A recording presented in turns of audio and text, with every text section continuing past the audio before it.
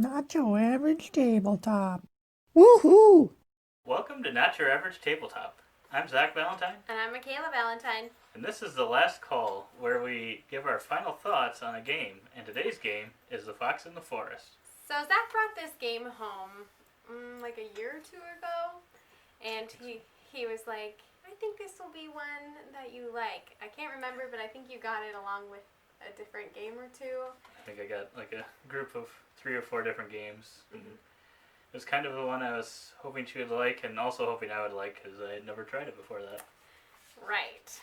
So the first time we played it, I did really like it until we got to the second round, in which case I was furious because I did not understand the rules of the game.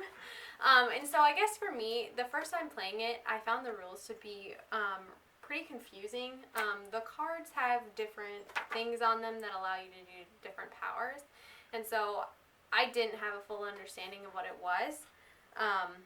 But they give you these little cards in there that tell you, what kind of points you want to score and what the special cards do. So I find that extremely helpful. And anytime I've taught it, I've also had the person I've taught has not gotten it on the first try. And I don't know if it's just because we're bad at explaining or... Right. I think once you've played it, I think the rule book makes more sense. But I think it definitely takes a couple of games to get used to. But I think, like you said, those reference cards are very helpful in showing you what all of the different odd numbered cards do, and also how many tricks you're trying to win in the end to get the points you have to get. But like you said, I think the reason you were upset that first time was because you just thought it was a one round thing, as opposed to scoring a certain amount of points depending on how. Yeah, it was like, game okay, now we play the next round. It's first to 21 or something. And I was like, no, I just won the first round. Right. He was like, I should have kidding. And I probably was been a like, little more clear on that. Are you serious? I thought he was joking me. And then I was like, oh, okay. And then I lost. Mm-hmm. Well, you did win the first round we ever played, so there's that. But yeah, I think I agree that the teachability, I think it's always hard the first time you play it, just because it is a 2-player game. So it's just a one-on-one experience. So if you're the one playing and you're not teaching 2 new people, I think it's kind of hard because there's definitely an advantage. Like, I would assume most trick-taking games, there's an advantage to people that know how to play versus people that have never played before. Yeah. Especially with the special powers, which make it a little different from other trick-taking games. So next, component, quality, theme of the box. I don't really get the theme. Like, I think the artwork is really cool, but I don't know that I really feel a sense of theme. I'm sure that, the particulars on some of the powered cards are kind of leading into that theme, but I guess it's never really jumped out at me and been like, this is important. I feel like this is probably something you could replicate with a deck of cards if you know what numbers do which is, a possibility.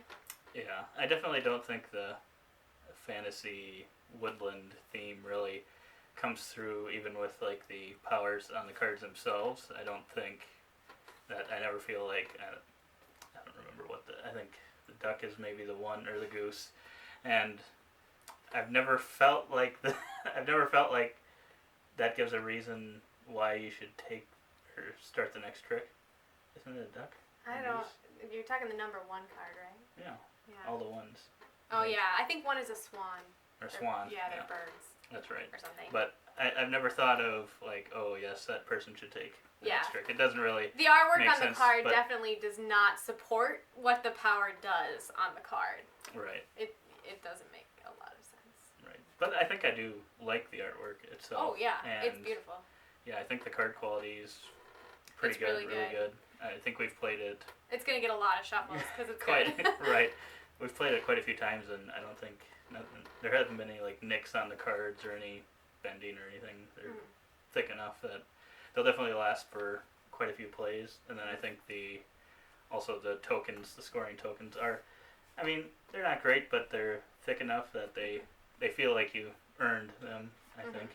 Yeah, I kind of feel feel two ways about the tokens, because in one way I'm like just kind of unenthused that they're tokens, but at the same time there's not a good alternative as opposed to like having a piece of paper to write down or tally scores. And so if I had the option, I definitely choose the tokens. It really makes it easy to travel and go with, because then you can you don't have to have a piece of paper or something to mark your points. So and I think the box size is also good for that as well. I know there's some games that you're like, oh, why is the box so big and whatnot, but I think this one's about the right size for, I mean, just the cards and the tokens themselves. I think it fits in there nicely. It's not too small of a box. It's just right for, definitely for traveling and things like that. So.